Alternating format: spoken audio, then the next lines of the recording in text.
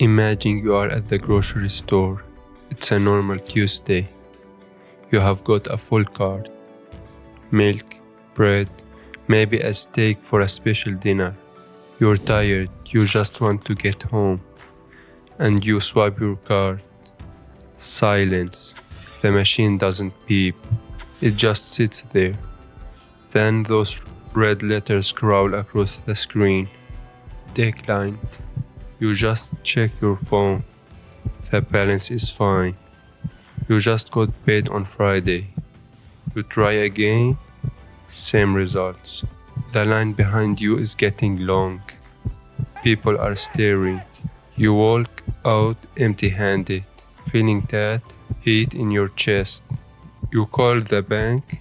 You are on hold for 20 minutes. When a human finally picks up, they don't help you.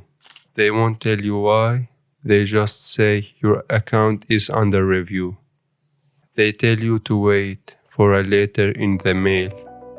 They won't tell you why. They can't tell you why. You haven't committed a crime. You aren't a money launderer.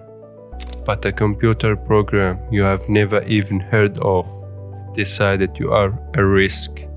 Think you're safe because you follow the rules? Think again. Look at Nigel Farage. Love him or hate him, he has millions of followers and a massive platform. 1 week, his bank just quit on him. They closed his accounts. No explanation. He tried 9 other banks. They all said no. It was about his opinions. Internal documents later showed he didn't fit their values. If a man with 1 million followers can be erased from the economy in 48 hours, what chance do you have? This isn't just happening to the elite. In some places, hundreds of thousands of accounts are closed every year without a single word of explanation.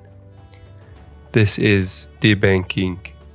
It's a silent operating system running in the background of your life. Most people are steered away from seeing it until it's too late. But once you understand the mechanics, you can't unsee it. There is a hole in the system, and it's getting deeper. Here is the part the system wants to keep quiet. It starts with a document you will never see. It's called a ZAR. A ZAR is a suspicious activity report, a secret note your bank writes about you to the government. They don't need proof, just a feeling from an algorithm. Maybe you deposit cash from a car sale. Maybe you started buying Bitcoin. Maybe you donated to a cause the bank board of the directors doesn't like.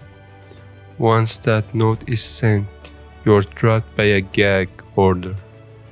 That's the legal muzzle that stops the bank from being human to you. They literally can't tell you why they are freezing your life. If they do, they could go to jail. You are being punished for a crime you weren't charged with by a judge you will never meet. No trial, no defense. Just an empty bank account. And once that flag is raised, your life gets very small very fast. They want cash gone. Not because of a crime. Because cash can't be turned off. A digital dollar needs permission. A paper dollar doesn't ask. Every transaction becomes a data point. Every data point becomes a profile. Every profile becomes a risk score. And once you're scored, you can be sorted. Cash is the only currency that refuses to be sorted. In a world with no cash, the bank becomes your master. Every coffee, every rent payment, every gift, your kids, it all needs their okay. If they don't like who you are, they turn off your ability to survive with one click. You aren't an owner of your worth in that world. You're just a renter. But you don't have to be a victim. You need survival gear. First, the two-bank rule. Don't be loyal. If you keep all of your money in one place, you are giving one algorithm total power over your life. Keep two accounts at two different companies. If one glitches, you have a bridge to keep the lights on. Second, the cash reserve. Digital money is permission-based. Physical cash is ownership-based. Keep 30 days of cash in a safe place. It's the only money that works when the power goes out or when the bank forgets who you are. Third, look for a local credit union. Big banks are factories. You're just a risk score in a server farm. Credit unions are run by people in your community. They are more likely to see you as a neighbor, not a red flag on a spreadsheet. The tax code and the banking system weren't written for workers. They were designed to reward owners. In the digital age, being legal isn't enough anymore. You have to be compliant. We're all playing a game where the rules are shifting under our feet. The most valuable assets you have isn't the number in your app. It's knowing how the system actually works. If the bank can turn off your life with one click, do you actually own your money? Or are you just renting it from a landlord who can evict you whenever they want? It's time to stop being a renter. It's time to start become an owner, because owners don't get disliked. Let's look at the owner's playbook for a second. While most people are struggling just to keep their bank accounts open, the wealthy are using a completely different system to compound their wealth forever. They use something called the zero tax snowball. Wealthy people don't get rich by selling things. They get rich by holding assets and leveraging them to buy more assets. This is the owner's mindset. For the rest of us, the most accessible way to play is through real estate. Real estate gives you cash flow, leverage, appreciation, and tax advantages that you just can't get from a paycheck. Imagine you buy a property. Maybe it's a small house. Every month it makes a little bit of money. But the real magic is in the depreciation. Even if the house is brand new, the IRS lets you deduct a portion of its value every year as if it is wearing out. Over time, that house goes up in value. That's appreciation. Now, here is where most people fall into a trap. They see the house went up by $100,000 and they sell it to cash in. But when you sell, Uncle Sam comes knocking. That's a capital gain, and the government is going to take 50 or 20%. Your $100,000 profit suddenly becomes $80,000.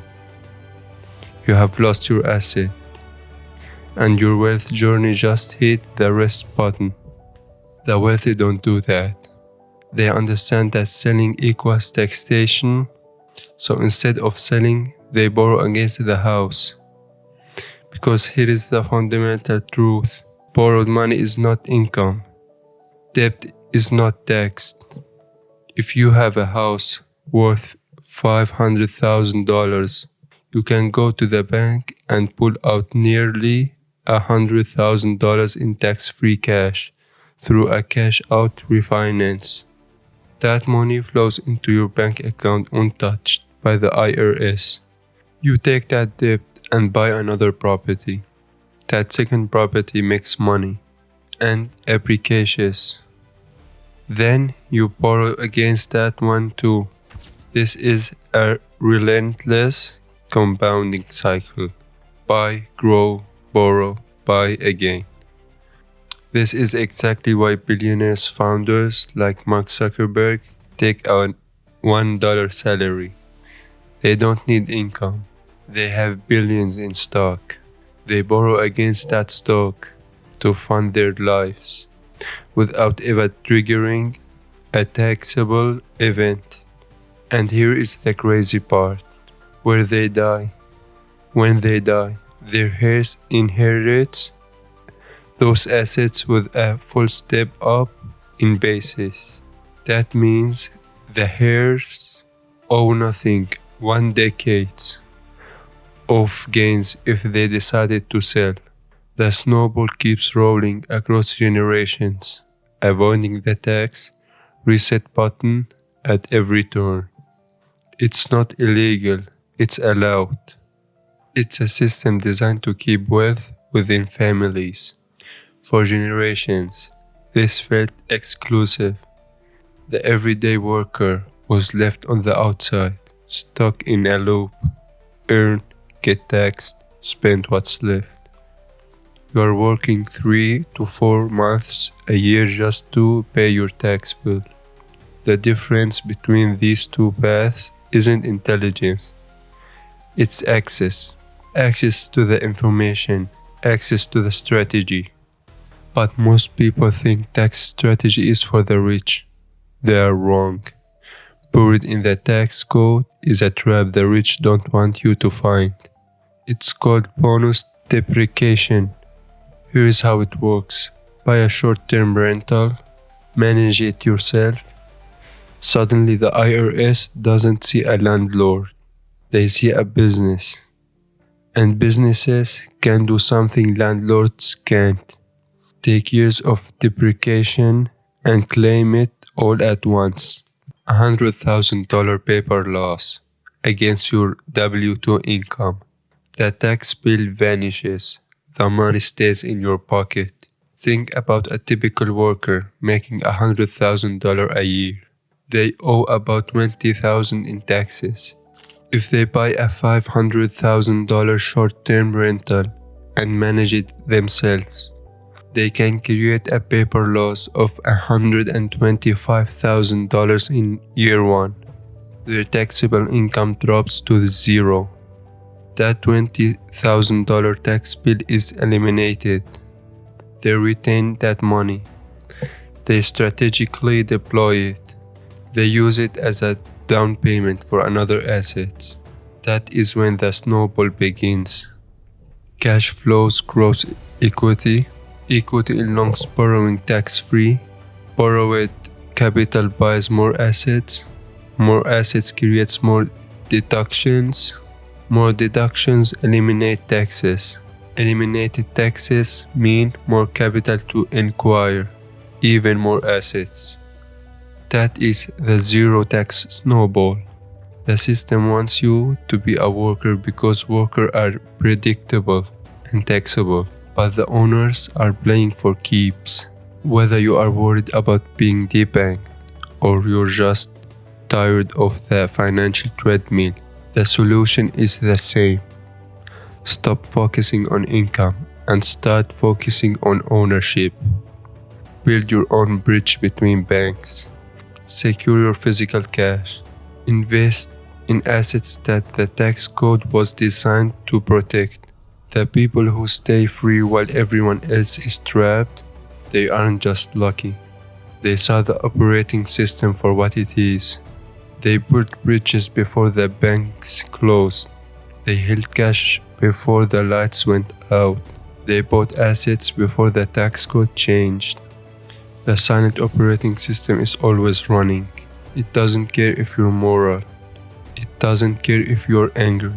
It only responds to leverage. So build yours, because the snowball is already rolling, and you don't want to be in its way.